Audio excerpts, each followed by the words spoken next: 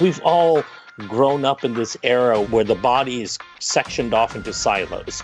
You've got a skin doctor, a dermatologist, and a dermatologist knows absolutely nothing about the gut, right? And then you've got a gastroenterologist who might know more about the gut but knows nothing about the skin. The problem with that view is that we miss all the connections. Welcome to the Healthy Skin Show with Jennifer Fugo, where we're flipping everything you've been told about your chronic skin issues upside down and connecting you with alternative solutions your dermatologist never told you about. Hey everyone, and welcome back to episode number 10 of the Healthy Skin Show. Today we've got a great guest that will actually encompass both episodes number 10 and 11. So this is a two-parter because, to be honest, I could not stop the conversation mid-flow. It was so good, I had to let it go and capture it all for you because I was honestly just learning so much. And I loved that the guest is going to also share so much of that with you. But first, before we dive into that, I want to give a deep, grateful shout out to a Prajapati who left a beautiful review over on iTunes. I just want to say thank you for that. She called her review, "Finally Some Hope." She says, "I have eczema and psoriasis all over my body, among other rashes that come and go. I've seen countless doctors, naturopaths, and acupuncturists, but no one has been able to help me find the trigger behind my ailments. This podcast gives me hope, and I truly believe that Jennifer understands my pain, discomfort, and frustration. And I finally believe that I will find a way out of this deep hole that I am in. Thank you for making this so public and open to all." And so thank you so much for leaving that honest review. And if you haven't gone to do so yet, head on over to iTunes and share with the people there who are looking and searching for information like this what your opinion is of the show. What value do you find? What do you love? And what can they learn if they tune in? Now, as I always love to answer questions before we dive into the interview, I thought I would choose a question today that I get quite frequently. And it's one that provides sometimes an answer that people aren't always happy with, but it's the truth. And I think that's what matters, is always to be transparent and honest, rather than giving people some flashy, very sexy answer that, you know, it's important to manage expectations when you're on this journey because it can be very long. And so people will ask me, how long does it take to fix your skin naturally? Well, I describe the journey if you decide to go the natural route, and even if you decide to go the natural plus a slightly conventional therapy combo route, to be one that is very highly scenic. So I will describe it as like the medication that we get from the doctor that will stop the flares very quickly. That's like the super highway path to at least getting rid of your symptoms. However, when you are doing things from a much more root cause focused perspective, unfortunately, you have chosen to take the scenic route. And I'm not sharing this to disappoint anyone. I do think there is tremendous value in addressing things naturally, though that may not be the answer for everyone. For me, I had to go a combo route. I still use topical steroids while I was doing natural interventions. I could not have really gotten to a place where I was comfortable and didn't have so much inflammation in my skin without those topical steroids. I don't want you to walk away ever thinking that any type of conventional intervention is evil or bad or anything. I want you to make the decision what's right for you. And you also have to determine that based off of what's happening and how comfortable or uncomfortable you are. And so with that scenic route approach, it just takes longer. It's something that you really have to be committed to. And again, it's about managing your own expectations about how quickly that will happen. I have oftentimes been questioned by clients, maybe a month into a protocol, like I haven't seen any difference yet. And then another few weeks down the road, they'll notice a difference. But the reason is that it just takes longer. Our body doesn't just respond to vitamins and minerals oftentimes the way it may to a pharmaceutical medication that is blocking a specific inflammatory pathway or stopping the itch quite quickly as an antihistamine is supposed to. But there can be benefits to both. In my own particular case, it took about 6 months for my flares to stop. So 6 months. I wasn't even sure to be entirely honest with you, if what I was doing was working. I just felt from everything that I read that everything made sense based on the protocol that I created for myself, and that I needed to just be consistent, to constantly be doing what I needed to do every single day in the same exact way, while also protecting the barrier of my skin. So wearing gloves when I would wash dishes, wearing gloves if I needed to wash things or handle things that were going to be very wet, or if I was going to be dusting and exposing my hands to chemicals or whatever it may be. But I had to take that extra step in order to do that. And then also using topical steroids when flares would occur to help calm down that inflammation and get myself away from scratching my skin, because that's just the worst. And so after about 6 months, the flares stopped, but the skin was still very delicate. It was still very cracked and dry. I would still sometimes see pustules underneath the surface, but they wouldn't end up essentially like bursting and oozing. So that had stopped, and my nails had gotten quite messed up from having eczema on especially my right hand.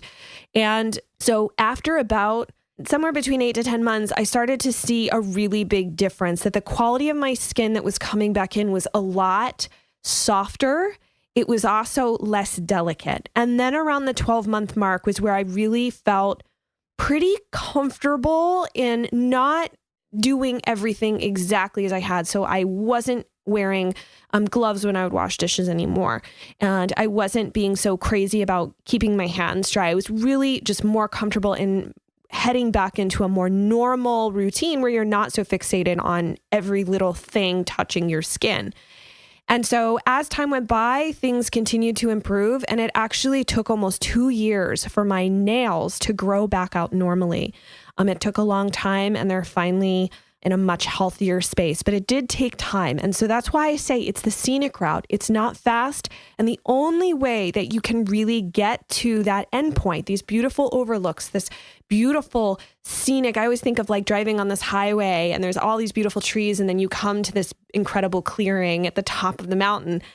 It just takes time. There's a lot of twists and turns. Sometimes there can be setbacks, and you don't always know if what you're doing is right. It just takes time for your body to rebalance. You have to make sure that you know and identify what your root cause issues are, and that you're addressing them. And that whatever the protocol is, that you're really being as consistent as you can with it, because consistency is incredibly important. And if you're skipping, say, supplements later in the day, if that's a part of your protocol because it's inconvenient, I would highly recommend that you set up a timer on your phone or put Post-it notes places so that you can't ignore them. Just triggers that help you be consistent, whatever needs to happen, or have family members or friends remind you to take or do the things you need to do, because consistency is one of the biggest pieces, and it can become very hard the longer the road takes to feel the motivation to even want to do that. And so the one thing I would share with you is that, with that said, I said sometimes this is a long road. Doing everything yourself and trying to figure everything out yourself is really hard. I won't lie. A lot of practitioners actually don't like dealing with skin issues and skin issue clients because it is A, a long road, and B, they're very difficult cases. They also tend to be very complicated. And that said, I know that a lot of times we want to research everything ourselves and try and figure it all out ourselves, but it's also something that is very challenging for even functional practitioners. So if you are recognizing that you want to go a more natural or a natural/conventional route, that combo approach, it is a very good idea to find somebody that can be a co-pilot on the journey with you, that can really help you. Not just do the research and figure things out because they have that expertise and that schooling and that knowledge that you just don't have, but also for morale. They can be there as a support system. They can listen to you. They can help show you where the successes and the wins are that might be tiny enough that they're significant, but to you, you just easily overlook them and feel very defeated when really you shouldn't be, but you just don't know to see those things as being positive. And that's what I help my clients do, is to see the positive, to see the wins, where sometimes it feels frustrating and you feel defeated, like you got so far and then all of a sudden you had a setback, but sometimes that setback can be a blessing. And by having a co-pilot with you on your journey, my clients are able to keep momentum going. They're able to feel like they have a partner and that they're not alone. So I just wanted to share that with you so that as you're on this journey, you're able to find more hope and get to the end of the road where you can rebuild healthier skin. With that said, I think now is a perfect time to dive into our incredible interview today. Again, it's going to be a two-parter with my colleague, my friend, and someone I deeply, deeply respect, Kiran Krishnan. All right, welcome everybody to the Natural Skin Show. I have a really special guest. I've actually been looking forward to this interview for quite some time. You may remember my guest from the Eczema and Psoriasis Awareness Week.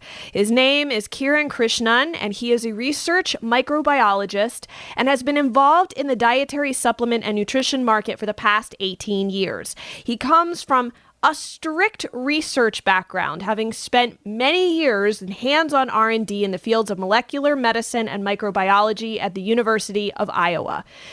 Kiran established a clinical research organization where he designed and conducted dozens of human clinical trials in human nutrition. He's also the co-founder and partner of New Science Trading, a nutritional technology development and research company. And you probably will recognize this most notably. He's the co-founder and chief scientific officer at Microbiome Labs. You guys make one of my favorite probiotics, MegaSporeBiotic. We can talk about that. But by the way, for anybody who didn't check out the Eczema and Psoriasis Awareness Week, Kiran's talk was the #1 most watched talk of the entire event. Wow, that is awesome. Thank you so much. And thank you for giving me the opportunity. This is what I love to do. I love sharing this kind of information. It's all about educating and empowering people to be able to help themselves, right? For the longest time, we were so dependent on our one doctor that we interface with, and what that doctor knows and their understanding of things became the limitation for what we could do to help ourselves. But now with programs like yours and the kind of information you're putting out there, people are empowered. They can take their health and their wellness in their own hands. So I'm honored to be a part of it. So thank you so much. Well, you're welcome. And I think a big part of this is that there's just not a lot of good quality information out there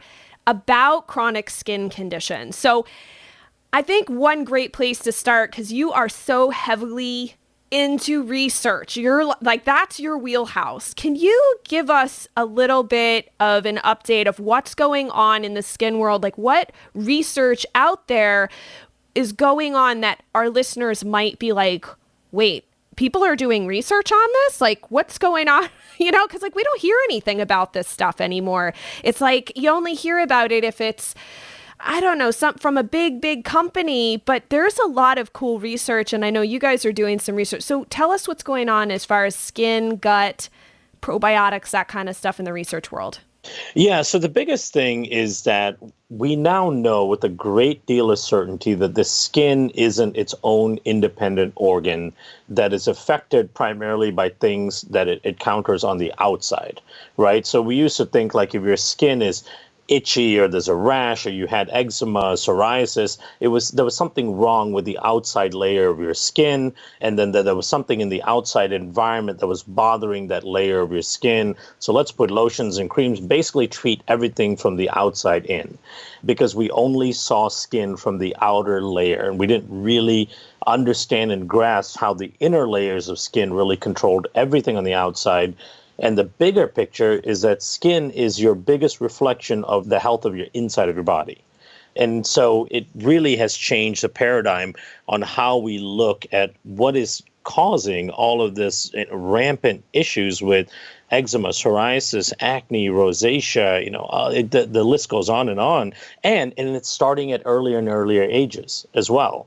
The number of babies that are born with eczema is really astounding. And that's something that never happened in the past.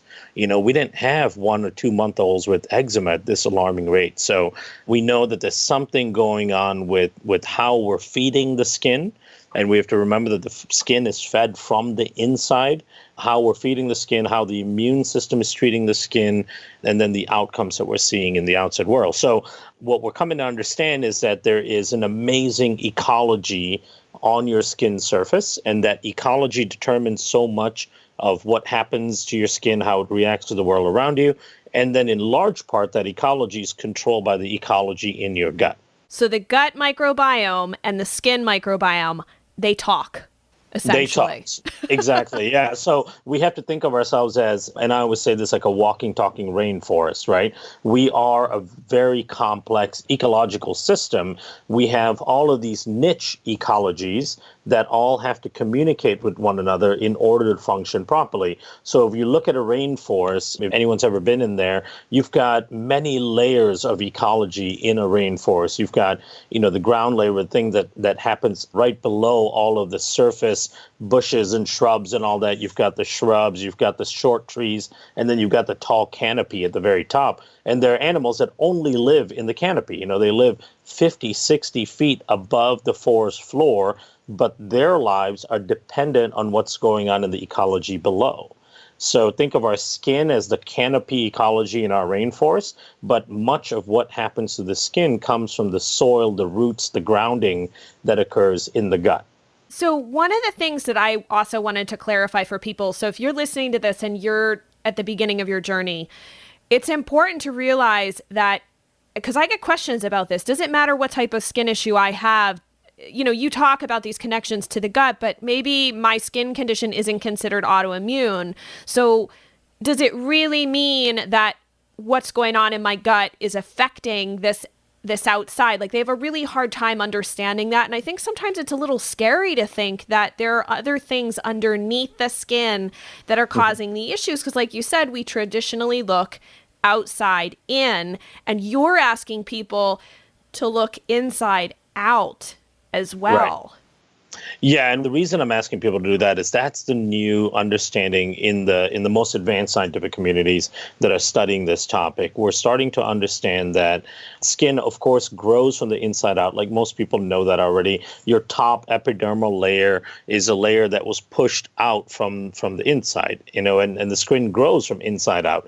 So the stuff that appears on the very top surface is stuff that was inside, several millimeters inside your body previously, and is fed from capillaries and an immune system and nutritional delivery system also from the inside. So even if it's not autoimmune, meaning there isn't an immune component to it necessarily, like acne, for example. Acne is not an autoimmune condition, but it is an inflammatory and an infectious condition. And it's becoming very clear that acne is actually driven by the gut. And we're doing a study on that right now. So can you tell us, is there any insights or any interesting things that have popped up in some of the research that you are doing with skin-related issues and the microbiome? Because I feel like you are the encyclopedia. You're like this walking encyclopedia of microbiome information. Is there anything that maybe we haven't quite seen published yet, or just, you don't have to tell us the details of how everything ends, but is there any insights that people should maybe keep in mind as more research is being done and delivered to us? Yeah, absolutely. So there are two major components to your skin that are really important, that basically dictate what your skin looks like, what type of bacteria are growing on your skin, the hydration level of the skin, how easily it ages. All of these things are dictated by the lipidome. The lipidome is considered the structure of the fat in the skin, and then the sebum. The sebum is the stuff you can squirt out of your pores. If remember, we all love doing that to our blackheads and all, squirting out the sebum, right? Yeah, the sebum is like this pus-like stuff that actually contains all of these immunoglobulins and all of these really important immune system components to it, and it helps protect the skin against unfavorable organisms taking over and causing a problem. Like in the case of acne, you end up with a certain type of P. acnesis that is allowed to overgrow in the follicles of the hair itself, and the sebum content is dysfunctional, so it's not preventing that bacteria from actually establishing itself and growing. So the impact of the skin and the overall appearance of your skin and the function of your skin is dependent on the lipidome and the sebum. And as it turns out, both the lipidome and the sebum is dictated by what's happening in your colon. There's a few, which is really mind-boggling to think about it, right? Because we've all grown up in this era where the body is sectioned off into silos. You've got a skin doctor, a dermatologist, and a dermatologist knows absolutely nothing about the gut, right? And then you've got a gastroenterologist who might know more about the gut but knows nothing about the skin. And I don't know if there's any way getting away from that type of medicine, because there's so much to know about one given area that people have to specialize. But the problem with that view is that we miss all the connections, right? And so for a dermatologist to start to understand that the gut is what's controlling the outcomes of the skin, this dermatologist would have to go through continuing education courses that teach them this new stuff. And we're helping that, because University of California, Davis is putting out the first integrative dermatology continuing education seminar series. And that's going to be done in October. And it's geared towards doctors, dermatologists, primary care physicians, estheticians, anyone involved in the skin world, in the therapeutic skin world. And they've been doing all of these studies on curcumin and probiotics and prebiotics, and they want to educate that mass. And we're supporting we're one of the big sponsors of that, because we think that that's so important.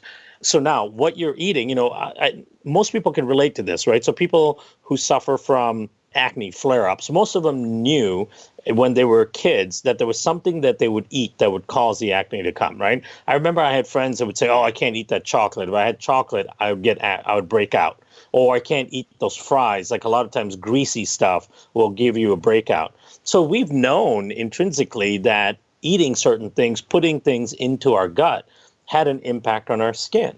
And that's not an autoimmune condition. That doesn't involve the immune system so much. It's a metabolic nutritional connection.